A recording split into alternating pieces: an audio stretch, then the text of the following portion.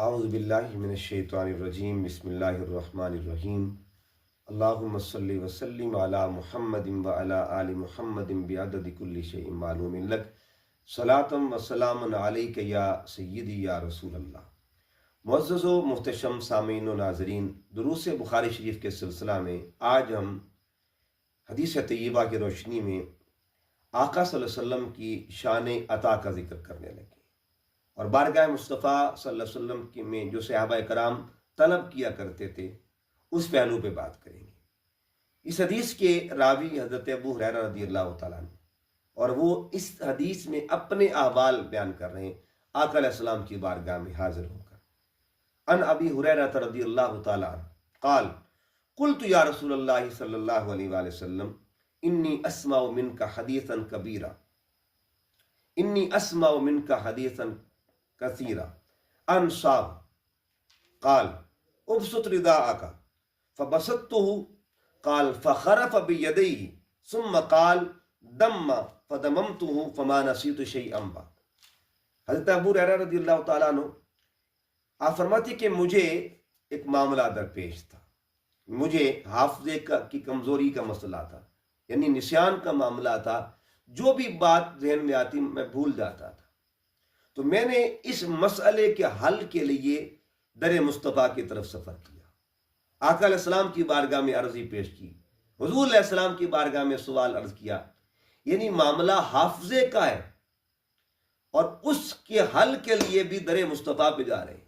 عرض کیا رسول اللہ میرا حافظہ کمزور ہے، تو حضور علیہ السلام نے اپنی بارگاہ سے مجھے واپس نہیں کیا، یہ نہیں فرمایا کہ مجھ سے محض شرعی مسائل پوچھو اور شرعی طالب بن کے آیا کرو۔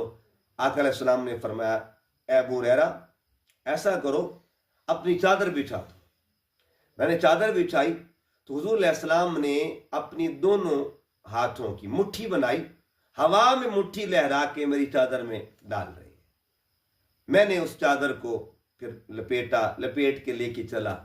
فرماتے اس برکت سے اور آقا علیہ السلام کی اس عطا کا صدقہ مجھے کیسا ملا کہ جو چیزیں میرے ذہن سے محو ہو چکی تھی اللہ نے دوبارہ پھر میرے ذہن میں ڈال دی، میرا حافظہ طاقتور ہو گیا اور پہلے سے کئی گنا بڑھ گیا۔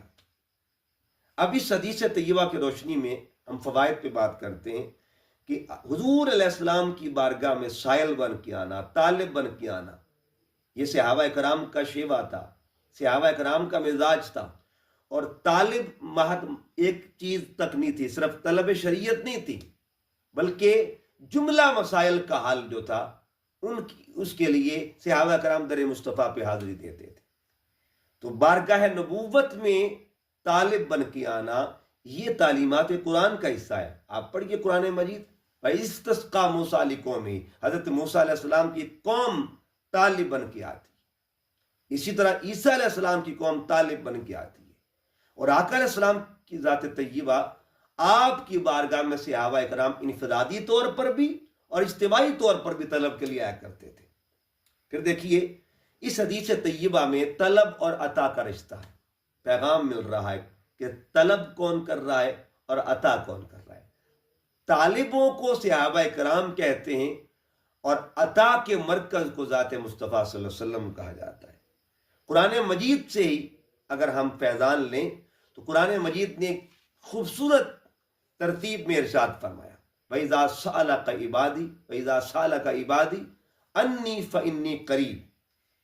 اللہ رب العزت فرماتا ہے حبیب جب آپ کی بارگاہ میں سوالی بن کے آئے میرا بندہ، ترتیب دیکھیں تو اللہ رب العزت فرماتا ہے کہ حبیب بندہ میرا ہوگا، سوالی آپ کا۔ وَإِذَا سَأَلَكَ آپ کی بارگاہ کا سوالی کون ہوگا؟ عبادی میرا بندہ، میرا بندہ سوالی آپ کا، بندہ خدا کا سوالی مصطفیٰ کا۔ یعنی یہ قرآن کا اسلوب ہے، قرآن کا ترتیب، قرآنی ترتیب ہے۔ تو گویا اس آیت کی روشنی میں یہ بھی پیغام مل رہا ہے کہ جو خدا کا بندہ بننا چاہتا ہے وہ مصطفیٰ کا سوالی بن جائے۔ اب قیامت کے منظر کو دیکھیں نا، تو جو ذکر احادیث میں ہوتا ہے قیامت کے دن تمام انبیاء کرام حضور علیہ السلام کی بارگاہ کے سوالی بن کے آئیں گے اور سوال شفاعت کریں گے، سائلین شفاعت بن کے آئیں گے۔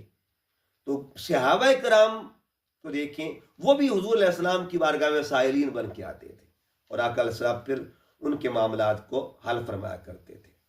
اس سے یہ بھی پتہ چلا کہ حضور علیہ السلام کا جو دست اقدس ہے وہ ظاہراً خالی بھی ہو، اس میں تمام کائنات کی نعمتیں ہوتی ہیں، ہاتھوں کی نعمتیں۔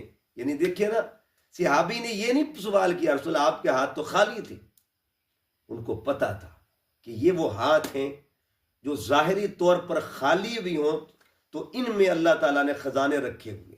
اس طرح دیکھیں حدیث طیبہ وہ بھی بخاری شریف کے ہے کہ جب آقا علیہ السلام نماز استسقاء پڑھا رہے تھے تو حضور علیہ السلام نے ہاتھ آگے فرمایا اور صحابہ کرام نے پوچھا یا رسول اللہ آپ نے آگے ہاتھ فرمایا اور بار بار یہ عمل کیا، اس میں حکمت کیا تھی؟ تو سرکار فرماتے جنت میرے سامنے تھی اور میں نے جنت کے اندر انگور دیکھا، انگوروں کا خوشہ میں نے اپنے ہاتھ میں پکڑا، اگر میں توڑ لیتا لو اکلتم منہما بقیت الدنیا، تو قیامت تک تم کھاتے رہتے، انگور ختم نہ ہوتے۔ یہ دست مصطفیٰ صلی اللہ علیہ وسلم کی وسعتیں ہیں۔ تو اللہ پاک نے ان ہاتھوں کو وہ کمال بخشا، وہ ہاتھ جو ہیں اگر وہ ہاتھ دست مصطفیٰ صلی اللہ علیہ وسلم انہی ہاتھوں کو دیکھیں تو حافظے کی طاقت لے کے دیتے ہیں۔ وہی ہاتھ جو ہیں اگر برتن میں چلے جائیں تو چشمے جاری ہو جاتے ہیں، اور وہی ہاتھ اگر جنت میں جائیں تو آقا علیہ السلام فرماتے قیامت تک پھل کھاتے رہو گے۔ تو جن کے دست اقدس کا یہ مقام ہے، جن کے جز کی یہ شان ہے، ان کے کل کے مقام کا عالم کیا ہوگا؟ ہما علیہ الا البلاغ۔